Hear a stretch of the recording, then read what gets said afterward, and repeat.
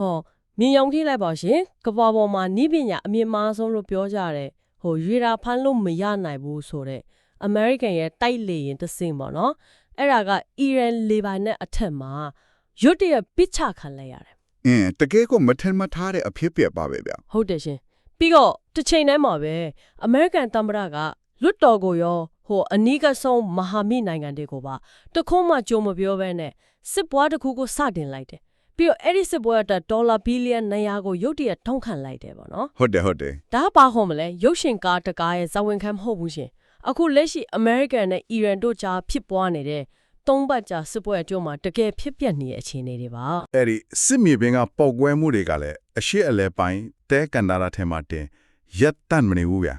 ျဘာလို့လဲဆိုတော့အဲ့ဒီကြရက်ကနိုင်ငံတကာကုန်သွယ်ရေးလမ်းကြောင်းတွေကိုဖျက်ဆီးပြီးတော့ကမ္ဘာတစ်ဖက်ခြမ်းကကျွန်တော်တို့ရဲ့နေစဉ်စားဝတ်နေရေးတို့ကုန်စည်နှုန်းတွေနဲ့စာနာရိက္ခာထောက်ပံ့မှုတွေစီကိုပါတိုက်ရိုက်ဝင်ရောက်ရိုက်ခတ်နေပြီလေ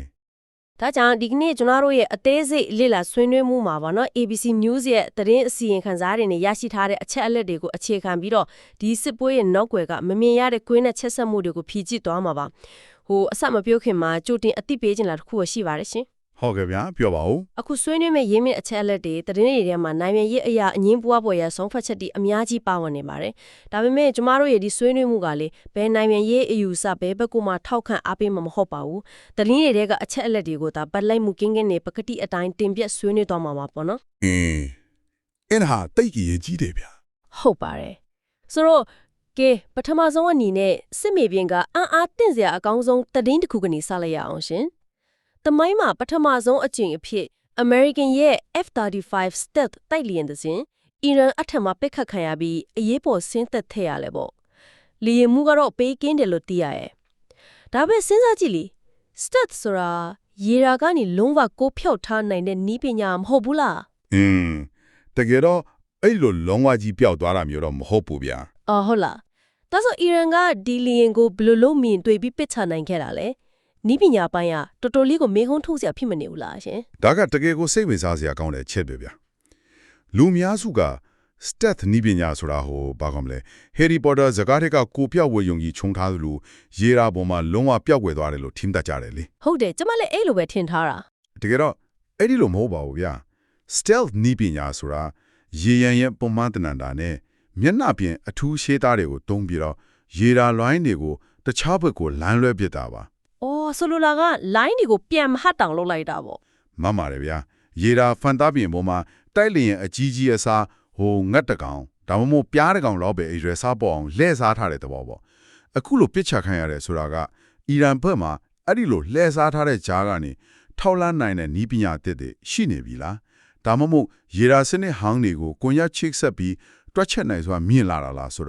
ာအမေရိကန်စစ်တပ်အတွက်ကြီးမားတဲ့ပဟေးလီဖြစ်သွားပါတယ်အဲ့ဒါဆိုရင်အမေရိကန်တော်တော်လေးခေါင်းခဲစရာပဲနော်အဲ့ဒါပေါ့ဗျာ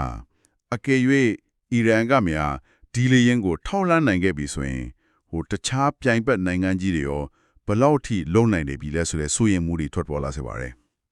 ပြီးတော့တစ်ချိန်တည်းမှာပဲဟော်မုစလေးလက်ကြားမှာလည်းနိုင်ငံတကာရေကြောင်းတော်လာမှုကိုချင်းချောက်တယ်ဆိုပြီးအမေရိကန်ကအီရန်ရေတပ်တင်ပေါ်တွေကိုဖျက်ဆီးခဲ့သေးတယ်လေဟုတ်တယ်လီဘနန်မှာလည်းအစ္စရေးလေကြောင်းတိုက်ခိုက်မှုတွေကြောင့်လူရှားတရင်ထောက်တအုပ်ဒဏ်ရာရသွားတယ်ဆိုပြီးတည်င်းနေထဲမှာပါလာတာပြီးတော့တေဆောင်စုက900ကျော်တုံရှိတယ်အဲ့ဒီအထဲမှာခလင်းငယ်110ဦးပေါင်းဝင်တယ်ဆိုတော့တော်တော်လေးစိတ်မကောင်းစရာပါပဲဒါပေမဲ့ကျွန်မနားမလဲတာတခုချီတယ်ရှင့်ဟုတ်ကဲ့ဗာများလဲဗျာဟိုစီးရဲနဲ့နီးပညာပိုင်းနဲ့မဟုတ်ဘူးလေနိုင်ငံရေးပိုင်းမှာပါကတော်လေးရှုပ်ထွေးနေတာပေါ့နော်အမေရိကန်သမ္မတကဒီစစ်ပွဲကမကြခင်ပြီးတော့မယ်လို့လူတီရှင်ကြားပြောထားတယ်ဒါပေမဲ့နောက်ွယ်မှာကျတော့ကွန်ဂရက်လွှတ်တော်စီကနေစစ်ပွဲအတွက်ဒေါ်လာဘီလီယံ200ကိုရုတ်တရက်ထပ်တောင်းလိုက်ပြန်တယ်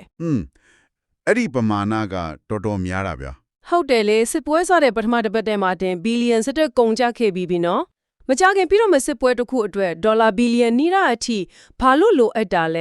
ဲအစိုးရရဲ့စစ်ရေးခန့်မှန်းချက်တွေနဲ့မြေပြင်ကခြေနေတွေကြားမှာတော်တော်လေးကွာဟနေတာမဟုတ်ဘူးလားရှင်ထေချာပေါ့ကွာဟနေတာဗောဗျာဒေါ်လာဘီလီယံနီးလာဆိုတ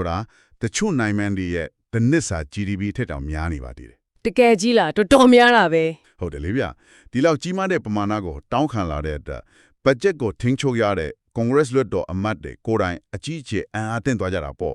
ဒါပေမဲ့ပိုပြီးထိတ်လန့်စရာကောင်းတာကအဲ့ဒီငွေကြီးပမာဏထက်လုပ်ငန်းစဉ်ရဲ့ပွင့်လင်းမြင်သာမှုမရှိတာပါပဲ လွတ်တော်ကိုကြိုမပြောထားတာကိုဆိုလိုလားရှင် အဲ့ဒါတင်မကောက်ဘူးဗျာအမေရိကန်အစိုးရကဒီလောက်ကြီးမားတဲ့စစ်စင်ရေးကြီးစတင်ဖို့ကိုလွတ်တော်ကိုသာမကောက်ဘူးဂျပန်လိုမျိုးအနိကမဟာမိတ်နိုင်ငံတွေကိုတော့ကြိုတင်တိုင်ပင်တာတော့အတိပေးတာတော့လုံးဝမလုပ်ခဲ့ဘူးလေဟုတ်တယ်အဲ့ဒီအပိုင်းကတော်တော်လေးကိုကြားရတာထူးဆန်းနေရှင်ဂျပန်ဝန်ကြီးချုပ်နဲ့တွေ့ဆုံတဲ့အချိန်မှာတမရာကကြိုမပြောရတဲ့အကြောင်းရင်းကိုရှင်းပြတာမှာအားတင်သွားစေချင်လို့ပြောလိုက်တဲ့အဲ့ဒါကတော်တော်လေးကိုပြီးတော့လေဂျပန်တို့ရဲ့ပလဲစိတ်ကန်းတိုက်ခိုက်ခံရမှုကိုတော့တွားပြီးဥမာပေးလိုက်တယ်ပေါ့နော်ဒါကဘာခေါ်မလဲကစားပွားဆက်လေပြီဆိုတော့ကစားဖို့တွေကိုတော့အတိမပေးပဲကိုယ့်ဘာသာကြီးကျယ်စစ်တူရင်ကစားနေလို့ဖြစ်မနေဘူးလားအတိကျပဲဒါပေါ်ဆိုတော့ဂျပန်နဲ့အမေရိကန်သမိုင်းမှာတကယ်ကိုအကဲဆက်တဲ့အကြီးမားဆုံးအလစ်အငိုက်တိုက်ခိုက်ခံရမှုကြီးလေအဲ့ဒါကိုဂျပန်ဝန်ကြီးချုပ်ရှေ့မှာဂုဏ်ယူသလိုအားတက်စရာကောင်းတဲ့စစ်ရေးပြဟာတစ်ခုလို့တွားပြလိုက်တာကတန်တမရေးရဘလို့တော့အကျိုးဆက်ကြီးမားနိုင်တယ်လေရှင်တန်တမန်ရေးရမှာယုံကြည်မှုဆိုတာအသက်သွေးကြောပါပဲဗျရှိုးဝက်စစ်စင်ရေးတွေကရန်သူကိုအငိုက်ဖမ်းနိုင်တယ်ဆိုပေမဲ့မဟာမိတ်တွေကိုပါအငိုက်ဖမ်းလိုက်တဲ့အခါသူတို့ရဲ့ယုံကြည်မှုကိုလုံးဝရိုက်ချိုးပြလိုက်တယ်လို့ဖြစ်သွားတာပေါ့ဟုတ်တာပေါ့ယုံကြည်မှုပြတ်သွားတာပေါ့အထူးသဖြင့်ဂျပန်လိုအရေးပါတဲ့မဟာမိတ်ကိုဖားဟာပါနဲ့သွားနိုင်ရှင်တာကလေယဉ်ကျေးမှုအရာရောတမိုင်းကြောင်းအရာပါအလွန်တရာမှကိုရိုးကားရနိုင်လွန်းပါရဲ့ဗျတော်တော်လေးကိုအစင်မပြေတဲ့ဥပမာပဲနော်ဟုတ်တယ်ဒီရဲ့နောက်ဆက်တွဲကတော့နောက်တစ်ချိန်အမေရိကန်ကနိုင်ငံတကာအချက်အသေးတစ်ခုမှာမဟာမိတ်တွေအကူအညီလိုအပ်လာရင်တောင်မဟာမိတ်တွေဘက်ကပူးပေါင်းပါဝင်ဖို့အချိန်ချင်းစဉ်းစားသွားရမယ့်အခြေအနေမျိုးဖိုင်တီးလိုက်တာပါပဲမှန်ပါတယ်ရှင်နောက်တစ်ချက်ကစစ်ပွဲမစားခင်လေးတင်အီရန်စီကနေချက်ချင်းထောက်လာမဲ့အန်ဒီရမရှိဘူးဆိုပြီးအမေရိကန်ထိပ်တန်းထောက်လိုင်းရဲ့အရာရှိတူယာတို့ကနေနှုတ်ထွက်သွားခဲ့သေးတယ်ဗျဒါအစိုးရရဲ့စစ်ပွဲစတင်ရတဲ့အကြောင်းပြချက်တွေအပေါ်ပြည်တွင်းမှာရောပြည်ပမှာပါအကြီးမားတဲ့တန်တရားတွေဖြစ်ပေါ်စေခဲ့တာပေါ့ဆိုတော့အဲ့ဒီနိုင်ငံရေးတန်တရားတွေအားသိမှုတွေနေတရှင်မြေပြင်ကတကယ်ပောက်ကွဲမှုတွေစီကိုတွားကြည့်ရအောင်ရှင်အခုဆိုစစ်မြေပြင်ကပောက်ကွဲမှုတွေကစစ်စခန်းတွေကိုပဲထိမှန်တာမဟုတ်တော့ဘူးလေတခြားနေရာတွေကိုပါကုဆက်လာပြီဟုတ်တယ်ကပ္ပစွမ်းရင်အခြေခံစောင့်တွေကိုပါတရိုက်ထိမှန်လာနေပြီပေါ့နော်အီရန်ကအစ္စရေးကအကြီးကုန်ရေနံချက်ဆွရုပ်အပါဝင်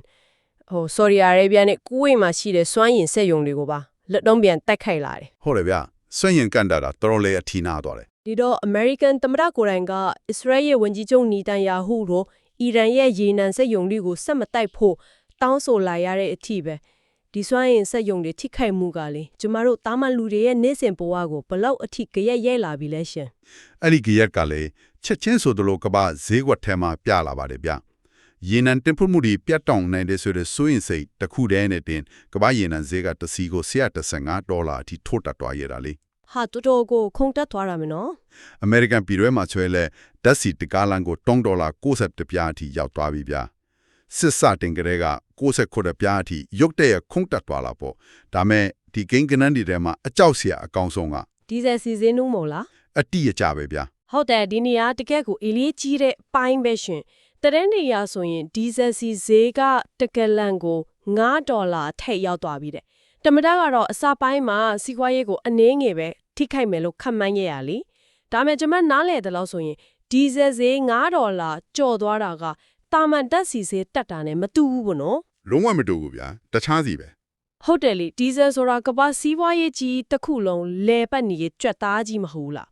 အွန်လိုင်းကနေမှာယူတဲ့ပစ္စည်းလေးတစ်ခုကနေစရီကြီးမားတဲ့ကုန်တင်တင်ပို့ကြီးတွေအထိဒီဇယ်စီဈေးတက်တာနဲ့အရာအလုံးကမောကမာဖြစ်မသွားဘူးလားရှင်မှန်ပါဗျာတက်စီဆိုတာတာမန်ပြည်သူတွေအလုတ်တော့အလုတ်ပြန်သုံးတယ်လူစီကားတွေတော့ပဲ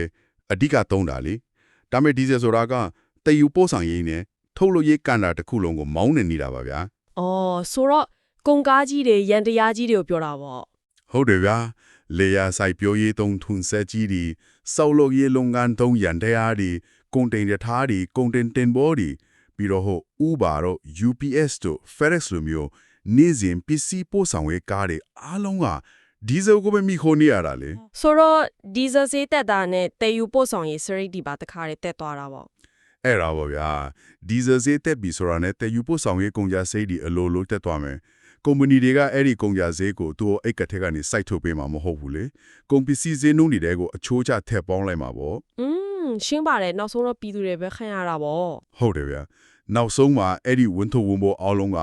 တာမန်စားသုံးသူတွေကပခုံးပေါ်ပဲအကုန်ကြောက်ရောက်လာမှာဖြစ်ပါတယ် တော့လေးစဉ်းစားစရာပဲရှင်ကိုယ်တိုင်ဖန်တီးလိုက်တဲ့စစ်ပွဲကြောင့်ကမ္ဘာစွမ်းရည်ဈေးဝက်ကကမော့ကမာဖြစ်ပြီးကိုယ်နိုင်ငံရဲ့စီးပွားရေးကိုပြန်ရိုက်ခတ်လာတယ်ပေါ့နော်အခုဆိုရင်ဈေးနှုန်းတွေပြန်ကျဆင်းသွားအောင်ဆိုပြီးအရင်ရန်နာအပေါ်အမေရိကန်ကိုယ်တိုင်အပြင်းထန်ချမှတ်ထားတဲ့တန်ခတ်ပိတ်ဆို့မှုတချို့ကိုတော့ပြန်ဖြေလျှော့ပေးဖို့စဉ်းစားနေရတဲ့အခြေအနေစိုက်နေပြီလို့သိရတယ် ဒါကမူဝါဒအပိုင်းမှာဘလောင်တောင်ကြောင်ကတိုင်ဖြစ်နေလဲဆိုတော့ပြားနေတာပဲဗျာ ဟုတ်တယ်ရှင်ဒါပေမဲ့လေဒီစီးပွားရေးရိုက်ခတ်မှုကဈေးဝယ်ထွက်ရခက်ခဲရုံတက်တက်မဟုတ်ဘူးပိုပြီးဆိုးရွားတဲ့အဆင့်ကိုတွားနေတယ်အဲ့ဒါကတော့ကမ္ဘာလုံးဆိုင်ရာစာနာရိခါအကျက်အသေးပါပဲကျွန်မစဉ်းစားကြည့်တာဒါကဒိုမီနိုအတုံးလေးတွေတတုံးပြီးတတုံးပြိုကျထွက်တယ်လို့ပဲပေါ့နော် ဟုတ်တယ်ဆက်တိုက်ကိုဖြစ်သွားတာ အရှိလေပိုင်းကဒုံးကြည့်တစင်းကကဘာတစ်ဖက်ချမ်းကမိသားစုတစုရဲ့ထမင်းပန်းကန်ကိုဘယ်လိုများလာခိုက်သွားနိုင်တယ်လဲဆိုတဲ့အစင်စင်ဖြစ်စဉ်လေးကိုရှင်းပြခြင်းပါတယ်ရှင် ဟုတ်ကဲ့အဲ့ဒီဒိုမီနိုအတုံးဝေးဘလို့ပြိုကျသွားတယ်ဆိုတာတေချာကြည့်ရအောင်ပါဗျာပထမဆုံးအတုံးအနေနဲ့စစ်ပွဲကြောင့်ဟော်မုစ်ရေလက်ချမ်းမှာတင်ပေါ်ဒီလုံခြုံမှုမရှိတော့ဘူးဗျာ အဲ့ဒီရေလက်ကြားအရေးကြီးတယ်နော် ဟုတ်တယ်ဗျာဟော်မုစ်ရေလက်ချမ်းဆိုတာကမ္ဘာရေနံနဲ့ကုန်တွေရဲ့အထက်ရေးကြီးဆုံးရေကြောင်းလမ်းတစ်ခုလေအဲ့ဒီမှာပိတ်ဆို့မှုတွေဖြစ်လာတဲ့အခါဒုတိယအတုံးအနေနဲ့အာမခံကုမ္ပဏီတွေကတင်ပေါ်ဒီအထက်အာမခံကြီးကိုမတန်တဆမြင်လိုက်ကြရော အော်အန်ဒီရများလို့ဆိုပြီးတော့ပေါ့ မှန်ပါတယ်အဲ့ဒီတော့တတိယအတုံးအနေနဲ့ကုန်တင်တင်ပေါ်ဒီအထူးသဖြင့်စက်ပြိုးကြီးအတွက်မရှိမဖြစ်လို့အပ်တဲ့ဓမီဩဇာတင်းဆောင်လာမဲ့တင်ပေါ်တွေကခီးစင်တွေကိုရဆိုင်လိုက်ရတယ်ဗျာ အော်အဲ့ဒီကနေတစင်စတစ်ထအတုံးပြိုကျလာတာကကဘာတစ်ဖက်ချမ်းကလဲဓမားလီစီကိုမြေဩဇာဒီအချီမီမရောက်တော့ဘူးပေါ့ အတိအကျပဲမြေဩဇာမရှိရင်ပြောင်းတော့ပဲဖို့လို့အခြေခံတီးနှံတွေလွန်လွန်ဆက်ပြိုးလို့မရတော့ဘူးလေအထွန်းတို့နေထိုးကြတော့မှာပေါ့ ဟုတ်တယ်နော်နောက်ဆုံးပင်မအတုံးနေနဲ့လေးပတ်ကနေ6ပတ်အတွင်းမှာပဲကဘာတစ်ဝက်မှာအစားအစာရရှိနိုင်မှုခက်ချက်အသေးကြီးပေါ်ပေါက်လာတော့တာပါပဲဒါကဘာခေါ်မလဲ theory တက်မဟုတ်ဘူးနော်ကဘာစနရစ်ခဲ့အားစီစဉ် WFP ကိုရိုင်းကအတိအလင်းသတိပေးထားတာလေ ဟုတ်တယ်ဗျာ WFP ရဲ့စီယန်ခန်းစာထဲမှာပါပါပဲ ရေနံဈေးကတော့တစ်စီကို$100အထက်မှာဇွန်လအထိဆက်ရှိနေမယ်ဆိုရင်ကမ္ဘာပေါ်မှာနောက်ထပ်လူ345တန်းလောက်ကပြင်းထန်တဲ့ဆက်နက်ရိခါမလုံလောက်မှုရှင်းပြောရင်အငတ်ဘေးအကျက်အတဲနဲ့ရင်ဆိုင်ရလိမ့်မယ်လို့ဆိုရရှင် ဟာတန်45တန်းဆိုတာနေတဲ့အရေးတော်မှမဟုတ်တာ ဟုတ်တယ်လေကုံစုံဆိုင်တွေမှာပြီးခဲ့တဲ့9နှစ်အတွင်းဈေးနှုန်း30%လောက်တက်နေပြီသားအချင်းဒီပေါ်မှာအခုလိုထက်မီဩစာပြက်လက်မှုကြရက်ကထဆင်ရိုက်ခတ်လာအောင်မှာပေါ့ ဒီနေရာမှာကျွန်တော်သတိပြုမိဖို့အရေးကြီးဆုံးကွာဟချက်တစ်ခုရှိတယ်ဗျာ ဘာများလဲရှင် စစ်ပွဲတစ်ခုဆင်နွှဲဖို့အတွက်ခေါင်းဆောင်တွေကဒေါ်လာဘီလီယံရာချီတချို့ဆိုရင်ထရီလီယံချီပြီးချက်ချင်းဘတ်ဂျက်ချပေးနိုင်ကြတယ်လေဒါမဲ့ WFP လို့လူသားချင်းစာနာမှုအကူအညီပေးနေတဲ့အဖွဲ့အစည်းတွေကြတော့ဒေါ်လာတန်းရာချီလောက်ရမုံငွေလေးရဖို့ကိုတော့အတော်လေးရုန်းကန်နေရတယ်ဗျာ တကယ်ကိုကွာဟချက်ကြီးမှလုံးပါတယ် ဥပမာလေလက်မနွန်နိုင်ငံရဲ့အခြေအနေကိုပဲကြည့်ပါဗျာတိုက်ခိုက်မှုတွေကြောင့်လီဘနွန်မှာလူ900ကျော်တေဆုံးခဲ့ရတယ်လေ ဟုတ်တယ်စောစောကပြောသလိုခလင်းငယ်119ဦးတောင်ပါလဲဆိုတော့ အဲ့ဒါပေါ့ဗျာအင်အားရသူက2000ကျော်ရှိတယ်ဗျာဒီတိုက်ခိုက်မှုတွေကြောင့်စစ်ပေးရှောင်ဒုက္ခသည်ပေါင်း1000ကျော်ရှိလာတဲ့နဲ့ WFP အနေနဲ့လူ2သိန်းခွဲကိုပဲကူညီကျွေးမွေးနိုင်စွမ်းရှိပါသေးတယ် ဟာအဲ့ဒါဆိုဂျန်နစ်ခုလက်သိန်းခွဲတော့ကဘယ်လိုလုပ်ကြမလဲ အဲ့ဒါပဲလေဗျာဂျန်တဲ့လူတွေအတွက်ရမုံငွေအခက်အခဲတွေကြီးကြီးမားမားရှိနေတယ်ဆိုတာကကမ္ဘာလုံးဆိုင်ရာအကူအညီပေးလေးစနစ်ကြီးဘယ်လောက်တောင်ရင်းရိုင်နေပြီလဲဆိုတာကိုမိမောထုတ်ပြနေရပါပဲဗျာ ဘီလီယံချီတဲ့ဒေါ်လာတွေတန်းချီတဲ့ဒုက္ခသည်တွေဒီလိုကြီးမားတဲ့ကိန်းဂဏန်းတွေနောက်ကွယ်မှာတကယ်တမ်းအသက်နဲ့ခန္ဓာယဉ်ပြီးခန်းစားနေရတဲ့တာမန်လူသားတွေရှိတယ်ဆိုတာကိုကျမတို့မေ့ထားလို့မရဘူးပေါ့နော် လုံးဝမေ့ထားလို့မရပါဘူး အဲ့ဒီအထက်ကမှကာတာနိုင်ငံဒိုဟန်ဒိုနာကအသုံးမပြုတော့တဲ့ American စစ်စခန်း Camp Estelia မှာဖြစ်ပျက်နေတဲ့ချီနီကတော့တကယ်ကိုအသေးနှလုံးကွဲကြည့်စီရပါပဲရှင်အဲ့ဒီစခန်းမှာ American စစ်တပ်အတွက်တာဝန်ထမ်းဆောင်ခဲ့မှုတဲ့စကားပြန်လုပ်ပေးခဲ့မှုတဲ့အာဖဂန်ဒုက္ခသည်1000ကျော်ပိတ်မိနေကြတယ် အဲ့ဒီသတင်းကတော်တော်လေးကိုစိတ်မကောင်းစရာကောင်းတယ်ဗျာ သူတို့တွေဘလို့လို့အဲ့ဒီကိုရောက်နေတာလဲပြီးတော့ဘာကြောင့်ထွက်မရဘဲနဲ့ပိတ်မိနေကြတာလဲဆိုတာကိုနည်းနည်းရှင်းပြပေးပါအောင်ရှင် ဟုတ်ကဲ့ဗျသူတို့ဒီကလည်း2021ခုနှစ်အာဖဂန်နစ္စတန်ကနေအမေရိကန်တပ်တွေဆုတ်ခွာတော့ကအမေရိကန်စစ်တပ်ကိုကူညီခဲ့တဲ့အတွက်တာလီဘန်တွေရဲ့အန်ဒီယာကနေကင်ဝေးအောင်အမေရိကန်ဆိုရကိုယ်တိုင်ကဂတိပေးပြီးခေါ်ထုတ်လာခဲ့တဲ့သူတွေပါဗျာ အော်ဆိုတော့အမေရိကန်ကတရားဝင်ခေါ်လာခဲ့တာပေါ့ ဟုတ်တာပါဗျာအမေရိကန်ပြည်ထောင်စုမှာဘဝတစ်တစ်ခုစတင်ခွင့်ရမယ်ဆိုတဲ့မျှော်လင့်ချက်နဲ့တရားဝင်ရောက်လာခဲ့ကြတာပါဒါကမဲ့ Trump ဆိုရတက်လာတဲ့အခါမှာ အမျိုးသားလုံခြုံရေးဆိုတဲ့အကြောင်းပြချက်နဲ့ဒုက္ခသည်နေရာချထားရေးအစီအစဉ်ကိုရက်ဆိုင်ပစ်လိုက်ပါတယ် ဟာတကယ်ကြီးလားကတိဖိထားပြီးတော့ရက်ပြလိုက်တာလား ဟုတ်တယ်ဗျအဲ့ဒီတော့ဒီအာဖဂန်ဒုက္ခသည်တွေဟာကန်ဒါရာထဲကအဲ့ဒီစစ်စခန်းဟောင်းကြီးမှာတွားစရာမရှိပဲ16လကျော်ကြာပြိမိနေခဲ့ရတာပါဗျာ 18လတော့နော် ဟုတ်တယ်အခု American Iran စစ်ပွဲစတင်လာတဲ့အခါမှာတော့အဲ့ဒီစစ်စခန်းဟာ American ရဲ့အဆောက်အအုံဖြစ်တဲ့အတွက် Iran ဘက်ကပြစ်မှတ်ထားတိုက်ခိုက်တဲ့နေရာတစ်ခုဖြစ်လာပါတော့တယ် ဒါကတကယ်ကိုအတိပယ်မရှိတဲ့အဖြစ်ဆိုးပဲရှင်ကိုကူညီခဲ့တဲ့မဟာမိတ်ကိုကဲထုတ်လာပြီးမှပြစ်မှတ်ထားခံနေရတဲ့စစ်စခန်းတစ်ခုထဲမှာပိတ်လောင်ထားတယ်လို့ဖြစ်နေတယ်ကောနော် တကယ်ကိုထွက်ပေါက်ပိတ်နေတဲ့အခြေအနေမျိုးပါ စဉ်းစားကြည့်ပါရှင်ဒုက္ခသည်တွေနေထိုင်တဲ့အဆောက်အုံခေါင်မိုးတွေပေါ်ကိုဒုံးချီအစားနာတွေကြားရောက်နေတယ်ကလေးတွေဟာညဘက်ပောက်ကွဲတဲ့နေကြားမှာထိလန့်တကြားနိုးလာကြရတယ်အဆောက်ပိုင်းမှာဆိုရင်အဲ့ဒီစခန်းထဲမှာအကာအကွယ်ပေးမဲ့ဘန်ကာတွေတောင်အလိုလောက်မရှိခဲ့ဘူးလို့သိရတယ် တော်တော်လေးဆိုးရွားတဲ့အခြေအနေပါဗျာ အခုဆိုရင် American နိုင်ငံသားရေးဝန်ကြီးဌာနကနေပြီးသူတို့ကို American ကိုလာဝင့်မရှိတော့ကြောင်းနဲ့မလ31ရက်နေ့နောက်ဆုံးထားပြီးတတိယနိုင်ငံတစ်ခုခုကိုပြောင်းရွှေ့ရမယ်လို့အကြောင်းကြားထားတယ်တဲ့ ဘယ်နိုင်ငံကိုတွားရမလဲဆိုတာတော့မပြောဘူးပေါ့ ဟုတ်တယ်လေဘယ်နိုင်ငံကိုသွားရမလဲဆိုတာကိုလည်းတိတိကျကျမပြောပြထားဘူးဟိုအမျိုးသားလုံခြုံရေးဆိုတဲ့ခေါင်းစဉ်တပ်ပြီးမူဝါဒတွေပြောင်းလဲလိုက်တဲ့အခါရခင်က American တပ်တွေနဲ့ပခုံးချင်းရှင်တိုက်ခဲ့သူတွေကိုဒုံးကြီးအစားအနာတွေကြားနေလဲဖစ်မှတ်တစ်ခုအောက်မှာလွယ်ကူမေ့ထားခဲ့လိုက်တာကကိုချင်းတရက်ပိုင်းအရာတော်တော်ပြီးအယုတ်ဆိုးအကြီးတန်းလုံးနေမို့လားရှင် ဟုတ်တာပေါ့ဗျာ ရေရှည်မှာရောဒါကဘလို့အကျိုးသက်ရောက်မှုရှိလာနိုင်တယ်လဲရှင် ဒီဖြစ်တဲ့ကလည်းနိုင်ငံတကာဆက်ဆံရေးမှာတိတ်ကိုအန်ဒီအများတဲ့သတင်းစကားတစ်ခုကိုပေးလိုက်တာပါပဲဗျာနိုင်ငံတကာရဲ့နိုင်ငံခြားရေးမူဝါဒတဲ့ကတိကဝတ်တွေကိုအခုလိုမျက်နှာပြောင်းတိုက်ပြီးဖောက်ပြပြလိုက်တာကအနာဂတ်အတွက်ကြီးမားတဲ့အဟန့်အတားတစ်ခုဖြစ်တော့ပါပြီ အေးနားမာတယ်နောက်ဆိုဘယ်သူကယုံတော့မလဲ အဲ့ဒါပဲလေဗျာနောက်တစ်ချိန်အမေရိကန်ကကမ္ဘာတနည်းအားကအချက်အသက်တစ်ခုမှာဒေသခံတွေရဲ့အကူအညီကိုလိုအပ်လာတဲ့အခါဘသူကသူတို့ကိုယုံကြည်ပြီးအသက်ဆွမ်းကူညီရတော့မလဲငါတို့ကိုကူညီရင်မင်းတို့ကိုကာကွယ်ပေးမယ်ဆိုတဲ့ကတိကဝတ်ကအခုအာဖဂန်ဒုက္ခသည်တွေရဲ့အဖြစ်ကိုကြည့်ပြီးတန်ဖိုးမဲ့သွားပါပြီဗျာ ဟုတ်တယ်ရှင် လူတိုင်းချင်းစာနာမှုရှုထောင့်ကချင်းလဲဘာမှနားမလည်သေးတဲ့ကလေးငယ်တွေဟာကိုနဲ့မဆိုင်တဲ့စစ်ပွဲတစ်ခုရဲ့ကြားမှာမြေစာပင်ဖြစ်မိကြရတယ်လေအနာကပြောင်းဆုံးနေတဲ့အဲ့ဒီကလေးတွေရဲ့စိတ်တန်ရာကနောက်ထပ်မျိုးဆက်တစ်ခုအထိဆက်လက်ကြံရက်နေမဲ့ခြေခွက်ခွဲရပါပဲဗျာ ပေါင်းစုံကအကြောင်းအရာတွေကိုဖြန့်ချက်ဆွေးနွေးကြကြပါတယ်ရှင်ဟိုရေတာဖမ်းမမိနိုင်ဘူးဆိုတဲ့ F-35 တိုက်လေယာဉ်ပစ်ချက်ခံရမှုရဲ့နိပညာပိုင်းဆိုင်ရာအားနည်းချက်တွေကနေစပြီး Congress လွှတ်တော်နဲ့မဟာမိတ်တွေကိုပါအံ့အားသင့်စေခဲ့တဲ့ဘီလီယံနေလာဖက်ချက်တောင်းခံမှုနဲ့နိုင်ငံရေးလူဖက်ချက်တွေပေါ့နော် ဟုတ်ကဲ့ဗျ အဲ့ဒီကနေတဆင့်ကမ္ဘာစီးပွားရေးကိုရိုက်ခတ်သွားတဲ့$9ကျော်တန်းကြီးရှူလာတဲ့ဒီဇယ်ဈေးနှုန်းတွေဓာတ်မြေဩဇာပြက်လက်မှုကနေဥတီလာမဲ့ကမ္ဘာလုံးဆိုင်ရာစားနပ်ရိက္ခအကျပ်တဲ့အန်ဒီရဲတွေပြီးတော့နောက်ဆုံးမှာကာတာစစ်စခန်းမှာပိတ်မိနေပြီးအတက်အန်ဒီရဲ့ချင်းချောက်ခံနေရတဲ့အာဖဂန်ဒုက္ခီရဲ့ဂျမငင်မှုအထိပေါ့နော် တော်တော်လေးကိုပြည့်စုံသွားပါတယ် ဟုတ်တယ်ရှင်စစ်ပွဲတစ်ခုရဲ့မြင်တာတဲ့ကွန်ရက်ချစ်စမှုတွေကိုတချင်ချင်းရှင်းလင်းပြသခဲ့ပြီးပါပြီ မှန်ပါတယ်ဗျဒီအချက်လက်တွေသတင်းတွေကလေရုပ်တံမှာလာတဲ့နိုင်ငံတကာသတင်းခေါင်းစဉ်တွေတက်တက်လို့ကျွန်တော်တို့သဘောထားလို့မရတော့ပါဘူး ဟုတ်တယ်ကိုနဲ့တရက်သက်ဆိုင်နေတာပဲ ကမ္ဘာတစ်ပတ်ချန်ရှေ့အလေပိုင်းမှာဖြစ်နေတဲ့ပဋိပက္ခဟာရှုပ်ထွေးလာတဲ့ကုန်ပစ္စည်းထောက်ပံ့ရေးကွင်းဆက်တွေတန်တမာရေးဆက်ဆံရေးတွေနဲ့တဆင့်ကျွန်တော်တို့တူးချင်းစီရဲ့စီးပွားရေးစားဝတ်နေရေးနဲ့လူသားစာမှုတွေပေါ်ကိုဘလောက်အထိလင်းလင်းမြင်မြင်နဲ့တက်ရိုက်ရန်ခတ်လာနိုင်တယ်ဆိုတာကိုရှင်းရှင်းလင်းလင်းမြင်တွေ့နိုင်ပါတယ်ဗျာခေတ်သစ်ကမ္ဘာကြီးမှာအဖြစ်ပြက်တိုင်းကတစ်ခုနဲ့တစ်ခုအနီးကပ်ချိတ်ဆက်နေတယ်ဆိုတာသိထိပါပဲဗျာ ဒါကြောင့်ဒီကနေ့ဆွေးနွေးမှုကိုအဆုံးသက်အနေနဲ့နားဆင်သူတွေအတွက်နောက်ထပ်စဉ်းစားစရာတွေးတောဖွယ်ရာမေးခွန်းတစ်ခုခြံထားခဲ့ခြင်းပါတယ်ရှင်ခက်တစ်စပွဲတွေရဲ့အဆိုးရွားဆုံးပစ္စည်းဆုံးရှုံးမှုဟာစစ်မြေပြင်ကပောက်ခွဲမှုတွေကြောင့်တတ်တတ်မဟုတ်ပဲအဲ့ဒီနောက်ခွဲကပြိုလဲသွားတဲ့ကမ္ဘာလုံးဆိုင်ရာထောက်ပံ့ရေးခွင့်စစ်တွေနဲ့ပစ္စည်းကွာတဲ့တံပဒံရကတိကဝတ်တွေကြောင့်ဖြစ်နိုင်ပါတယ်ဗောနော်